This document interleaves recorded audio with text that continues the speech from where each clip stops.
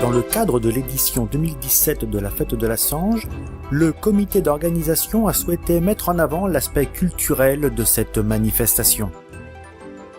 Aussi, la commission communication et la section culturelle ont invité dans leur espace des sites prestigieux en lien avec les 3 thèmes: la chasse, la pêche et la nature.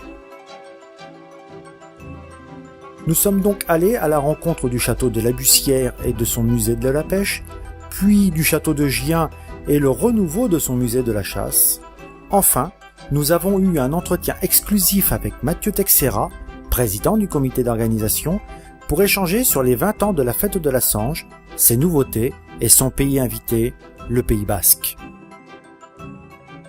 À travers ce périple, nous avons également rencontré d'autres personnages qui sont attachés à cette manifestation et qui en parlent avec passion. Alors, en attendant les 9 et 10 septembre que le salon ouvre ses portes, embarquez et suivez Lucie au fil de ces rencontres.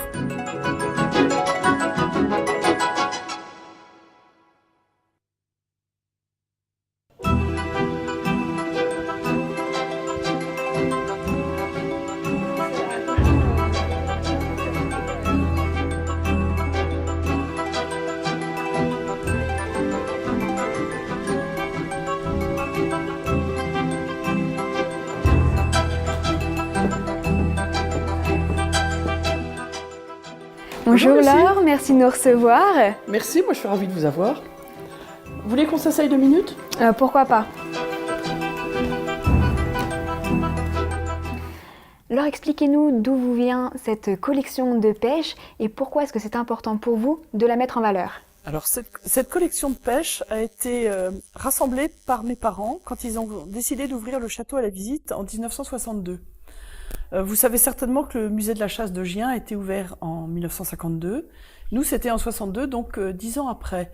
Mais les personnes qui ont rassemblé cette collection sont les mêmes que celles qui ont travaillé sur celle de la chasse à Gien. Donc Pierre-Louis Duchartre, qui avait repéré toute une collection de pêche chez des antiquaires, des marchands en tout genre, dans toute la France. Et mes parents ont racheté cette collection pour donner un thème au château qui s'ouvrait à la visite. Et cette collection, ce qui est intéressant, c'est qu'elle est fondue au milieu de tout le mobilier familial. Alors quand mes parents ont hérité du château, ils ont hérité d'un château avec du mobilier, mais pas autant qu'avant, puisque ça a été partagé entre les différents membres de la famille, et ils ont pu comme ça ajouter toute cette collection sur la pêche. Et qui est pas du tout anachronique ici. Enfin, moi, je suis tellement habituée puisque je la connais depuis ma naissance. C'est vraiment fondu au milieu de tout le château. Et puis, quand on est dans ces salons, on est complètement ouvert sur le parc avec ses grandes fenêtres. Et puis, quand on arrive dans la véranda un peu plus loin, on est au-dessus de l'étang. Certains enfants disent « Oh, c'est la mer !» Mais non, c'est un étang de 6 hectares qui a été creusé sous Louis XIV par Jean-Baptiste Dutillet et le jardinier de Versailles qui était le nôtre. Donc on est dans un univers où on peut pêcher. Voilà, alors nous voilà devant deux panneaux qui sont en matière de pêche particulièrement intéressants. Celui de gauche, c'est l'exposition universelle de Paris en 1889. Et en fait, c'est une publicité d'une maison de pêche, Pelorgeau et Clavel. Et ce panneau-là, c'est l'exposition universelle de 1900. L'invité d'honneur était le tsar de Russie, qui a valu le pont Alexandre III à Paris. Et on voit sur ces flotteurs les armes de Russie, là, d'Angleterre, de Paris, de Savoie, des petits moujiks russes tout autour, et puis le matériel de pêche de l'époque. Alors encore, c'est un savoir-faire absolument extraordinaire. Ce sont des panneaux qu'on voit nulle part ailleurs. C'est sans doute une des les plus beaux panneaux, des choses les plus étonnantes qu'on puisse voir dans notre collection. Voilà, je vous emmène dans le cellier. Et a été installé ici du matériel de pêche ancien. Si on peut regarder quelque chose de particulier, ce sont ces cannes à pêche en bambou fendu qui sont dans cette vitrine, dans celle-ci également.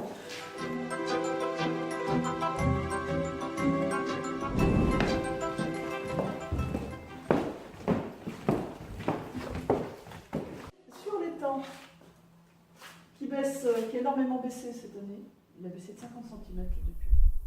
Et donc, quelles sont les activités que vous avez pu développer justement autour de cet étang? Alors, des promenades, bien sûr. On longe l'étang, puis on a cette vue sur le château qui est magnifique. Et puis, on a mis en place un système de barques. On peut se promener maintenant. On a 3-4 barques qui sont à la disposition de nos visiteurs et qui permettent de redécouvrir le château autrement.